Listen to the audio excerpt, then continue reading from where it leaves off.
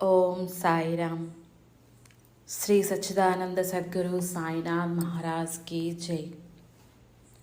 కలల వాకిట్లో వెలుగులు నింపిన సాయిదేవుడు ఆ రోజులాగే యజ్ఞము చేసింది. అప్పట్లో యజ్ఞగుండం ఆలయము ఇప్పుడు ఉన్న అన్నపూర్ణమ్మ పసుపులో ఉంటుంది, దానిలోనే ఉండేది. ఎందుకు అక్కడి నుండి ఆ యజ్ఞగుండం మార్చి పక్కనే ఉన్న స్థలంలో యజ్ఞం చేస్తుంది. బాబా ముందున్న యజ్ఞగుండము మార్చి దానిలో పసుపుతో నింపి పూజ చేసేవారు. అలా చాలా రోజులు జరిగింది. ఆ రోజు ఏదో ఊరు వెళుతూ బాబా షిరిడీలో దునిలో ఉండే అగ్ని కావాలి, ఇక్కడ దుని ఏర్పాటు చేయటానికి అని ఉదయము అడిగింది.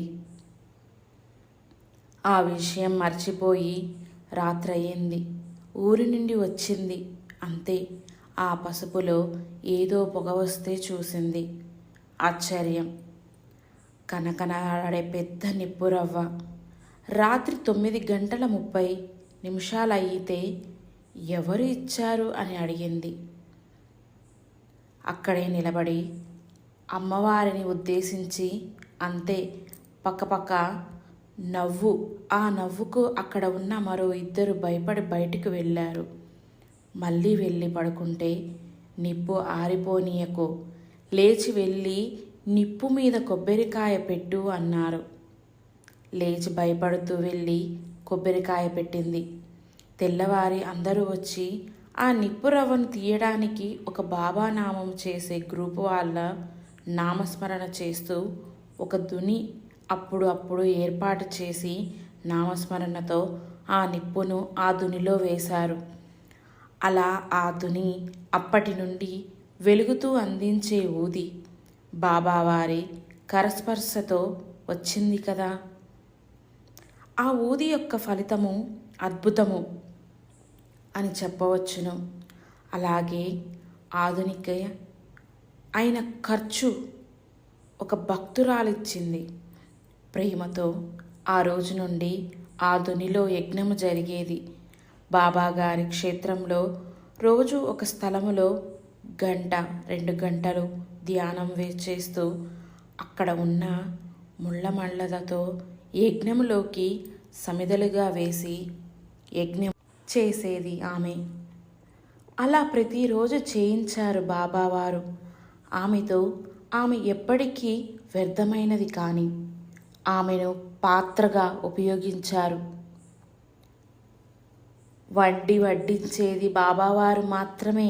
ఆ రోజుల్లో చాలామంది వచ్చి లక్షల డబ్బు ఇస్తామని వచ్చారు. కానీ బాబావారు తీసుకోలేదు. భిక్షలో వచ్చిన పవిత్ర రూపాయను మాత్రమే ఉపయోగించారు. ఆ రోజు ఒక అమ్మాయితో సాయి భక్తురాలతో కలిసి షిరిడీ వెళ్ళింది. బాబా గురించి చాలా తెలుసుకోవాలని, వారి తత్వము చెప్పేవారు ఉంటే వారిని కలిసి సాయి తత్వము గురించి అడగాలని, అలాగే బాబా నీ గురించి తెలిసిన వ్యక్తి చూపెట్టమని అడిగింది. అలాగే సాయి తత్వం చెప్పటానికి ఎవరో ఒకరు ఉండాలని, వారు సాయి తత్వములో ముందుకు వెళ్ళి అందరికీ ఉపయోగపడేలా ఉండాలని కోరుకునేది. ఎందుకంటే తనలాంటి దానికి కూడా ఇంతగా అనుగ్రహాన్ని కురిపిస్తున్న సాయి గురించి అందరికీ చెప్పేవారు. బాబా గురించి క్షుణ్ణంగా సాధన అధ్యయనం చేసి ఉండాలని, ఎవరైనా అలా ఉంటారా అని ఆమె అన్వేషణ చేసింది.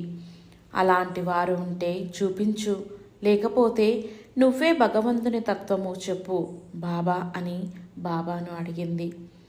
ఎంతో ఆవేదన ఆమెలో. ఆ రోజు సాయి దర్శనం తర్వాత ద్వారకామై వెళ్ళారు. తర్వాత వేప చెట్టు దగ్గర అందరికీ ప్రసాదం పెట్టింది. అక్కడే ఉన్న అబ్బాయి పిలిచాడు. తనను తాను పరిచయం చేసుకున్నాడు. ఆ అబ్బాయి కూడా బాగా చదువుకున్నాడు. ఉద్యోగం చేస్తున్నావా నాన్న అడిగింది. లేదమ్మా, బాబా అంటే ఇష్టము, ఎందుకో తెలియదు, బాబాతో ఉంటాను అన్నాడు. అలా ఆ అబ్బాయితో షిరిడీలో సాయి సన్నిధిలో పరిచయం చేశారు బాబావారు. ఆ అబ్బాయి తర్వాత కాలంలో నాగసాయి క్షేత్రంలో సాధన నిమిత్తము ఉంచారు బాబావారు. చాలా నియమంగా సాధన చేశాడు.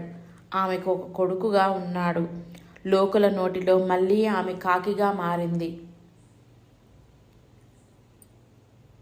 మిగిలిపోయింది. మరోసారి అలా నాగసాయి క్షేత్రము దినదినాభివృద్ధి చెందుతుంది. అప్పటికి బాబావారి విగ్రహం ప్రతిష్ట కోసము జైపూర్లో తయారవుతుంది. షిరిడి సాయినాథుని దగ్గరకు నడిచి వెళ్ళాలని సంకల్పించారు వారు. అంటే బాబా అనుమతి మీదనే, సాయి సంకల్పం లేనిది ఏమీ కాదు కదా. అలా నాగసాయి క్షేత్రము నుండి మొదటిసారి పాదయాత్ర, షిరిడీకి పాదయాత్ర రేపు బయలుదేరుతాము అనుకున్న తర్వాత ఆ రాత్రి ఒక డాక్టర్ గారు సాయి భక్తులు కావాల్సిన మందులు ఇచ్చారు. ఆ ముందు రోజు రాత్రి వారు పరిచయం అయ్యారు. అలా కొత్తగా వచ్చిన ఆ సాధకుడు, ఆమె ఇద్దరు చేరి ఒక బ్యాగుతో బయలుదేరారు. అలా ఆ పాదయాత్రకు భక్తులందరి సహకారము చాలా ఉన్నది. భజన చేసే సాయి, రాజుగారి కుటుంబం, బ్యాంకు సాయి, ఇంకా చాలామంది కుటుంబాలు సహకరించారు. అలాగే సాయి భక్తురాలు ఒక అమ్మాయి భర్తతో కలిసి మొదటి రోజు నడిచేది. వారితో ఒక సాయి భక్తుడు కూడా నడిచేవారు. ఇలా పాదయాత్ర సబ్కా మాలిక్ ఏక్ హై అనే జెండా పట్టుకొని బాబాను నమస్కరించి బయలుదేరిన ఆ ప్రయాణంలో మొదటి అడుగు బాబావారు, సాయిబాబావారు, చివరి అడుగు సాయిబాబా వారిదే అని చెప్పవచ్చును. ఆ పాదయాత్ర అనుభవంలో ఇలా జరిగింది. వారు కొద్ది దూరము నడిచారు. అంటే షిరిడీకి దారి కూడా తెలియదు. మొదటిసారి ప్లాన్ కూడా లేదు. బోయినపల్లి వరకు వెళ్ళారు. అక్కడ డాక్టర్ గారి కుటుంబం భోజనం ఏర్పాటు చేశారు. ఆ రాత్రి ఆంజనేయ స్వామి ఆలయంలో బస చేశారు. తర్వాత రోజు నడుస్తూ వెళుతుంటే కాళ్లకు అప్పుడే నొప్పులు మొదలైనవి. అప్పుడు రోడ్డు మీద ఒక వ్యక్తి కారు ఆపి షిరిడీ పాదయాత్ర అడిగారు. అవును అన్నారు. చూడండి, మీరు నీ క్యాప్స్ చెప్పులు ధరించి నడవాలి, లేకపోతే ఇలా నడిస్తే మీరు బాబాను చేరలేరు, మీ కాళ్ళు బొబ్బలు వస్తాయి. నడవటం ముఖ్యము, అందుకు కాళ్ళకు చెప్పులు ధరించి నడవటం ముఖ్యము. నా మాట వినండి, మరీ చెప్పి వెళ్ళారు. ఆ వ్యక్తి చెప్పినట్టు ముందుకు వెళ్ళగానే చెప్పులు కొనుక్కొని నీ క్యాప్స్ ధరించి నడక సాగించారు. అలా ముందుకు వెళ్ళగానే ఒక వ్యక్తి వచ్చి భోజనం ఏర్పాటు చేశాడు. అక్కడ నుండి ప్రతిరోజు ఉదయము ఒకరు, సాయంత్రము ఒకరు తప్పకుండా భోజనం ఏర్పాట్లు చేశారు బాబా. అలా ముందుకు వెళుతున్నారు. అందరినీ రోడ్లో ఎలా వెళ్ళాలి, షిరిడీకి దారి అని అడుగుతూ వెళ్తున్నారు. అలా వెళుతుంటే బాబావారే ఎన్నో అద్భుతాలు చేసి వారే ఈ ఏర్పాట్లు చేశారా అనిపించేది వారికి. అలా ఒకరోజు బాగా వర్షం పడుతుంది. అయినా నడుస్తున్నారు. ఎక్కడ ఆగటానికి స్థలం కనిపించలేదు. అలా నడుస్తూ ఉంటే ఆ సాయినాథుడు సాధకుని బ్యాగ్ బాగా తడిచి బరువుతో నడుస్తున్నాడు. అంతలో ఎలా గుచ్చుకుందో ఒక గాజు పెంకు గుచ్చుకుంది. అంతే, రక్తం కారుతుంది. అయినా అలాగే ఆ సాధకుడు నడుస్తున్నాడు. అది చూసి ఆమె తల్లి హృదయం బాధపడింది. బాబా, ఏమిటి బాబా, నీకు అసలు మనసు ఉందా? ఏమిటి ఈ వాన ఆపవచ్చు కదా, అలా రక్తం కారుతున్నా పట్టించుకోని మనసా నీది అని నడుస్తూ ముందుకు నడుస్తుంది. అంతే, రోడ్డుకు కొద్ది దూరంలో ఒక వ్యక్తి ఇలా అలి పిలిచాడు.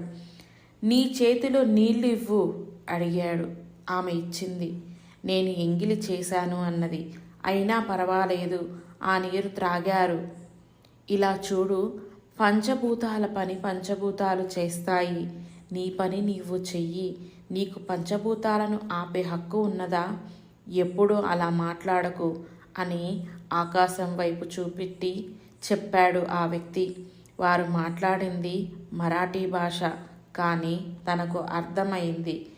అయినా తనకు రాని భాష ఎలా అర్థమైంది కదా.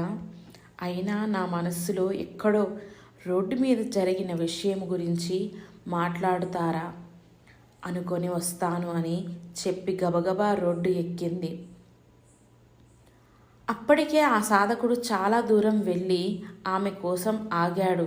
విషయం చెప్పి, నాన్న వారికి నీకు ఇలా జరిగింది నేను బాబాను నిందించి ఎలా తెలిసింది అన్నది ఎందుకు తెలియదు అమ్మా. నువ్వు కొడుకుగా భావిస్తున్న నీ కొడుకు నీ బాబా ఆయనే అయితే అన్నాడు. ఎలా నాన్న? ఈ రోడ్డు మధ్యలో అంతా ఖాళీ ప్రదేశమే, కానీ వారు నన్ను పిలిచినప్పుడు ఒక చిన్న అరుగు, దానిపై కప్పు ఉన్నాయి. మరి తరువాత ఏమైనవి అర్థం కాలేదు. సరే, మరి నేను వారి పాదాలకు నమస్కారం చేయనే లేదు. చాలా బాధపడింది. అలా ముందుగా వెళ్తున్నారు. ఒక ఊరు వస్తున్నట్టుగా అని తెలుస్తుంది. చివరి షాపులో చూస్తే అలా రోడ్డు అవల నడుస్తున్నారు. రోడ్డు యువతల వైపు నుండి ఆగండి అని ఒక వ్యక్తి పిలిచాడు. వారు వచ్చి ఒక ఆయింట్మెంట్ ఆ సాధకుని చేతిలో పెట్టారు. అలా నడుస్తున్నప్పుడు అందరూ వచ్చి ఒక 10 రూపాయలు ఇచ్చి వెళ్తుంటారు. కానీ ఈ వ్యక్తి ఏమిటి ఆయింట్మెంట్ ఇచ్చారు? అప్పుడే వర్షం తగ్గింది. డాక్టర్ గారికి ఫోన్ చేస్తే ఆ పేరు చెబితే వారు అన్నారు, అది నొప్పి ఉన్న చోటు రాస్తే ఆయింట్మెంట్ అని అన్నారు. ఏమి బాబా, ఆ వ్యక్తికి ఎలా తెలుసు నొప్పి ఉన్నది? అంతా వారి లీల. ఇంతలో కొద్దిగా ముందుకు నడిచి అంతలో ఒక పెద్ద మంట పెట్టి దాని చుట్టూ కొంతమంది మనుషులు ఉన్నారు. అక్కడ ఒక మంచం ఉన్నది. వారు వెళుతున్న వీరిని పిలిచి తుడుచుకోవటానికి టవల్స్ ఇచ్చి, కాళ్ళు కింద పెట్టకుండా ఒక గోనె సంచి ఇచ్చి మంచం మీద కూర్చోమన్నారు. అలా మంచం మీద కూర్చొని ఆ వెచ్చని మంటలో చలి తగ్గిపోయింది. వారే వేడివేడి కాఫీ ఇచ్చారు.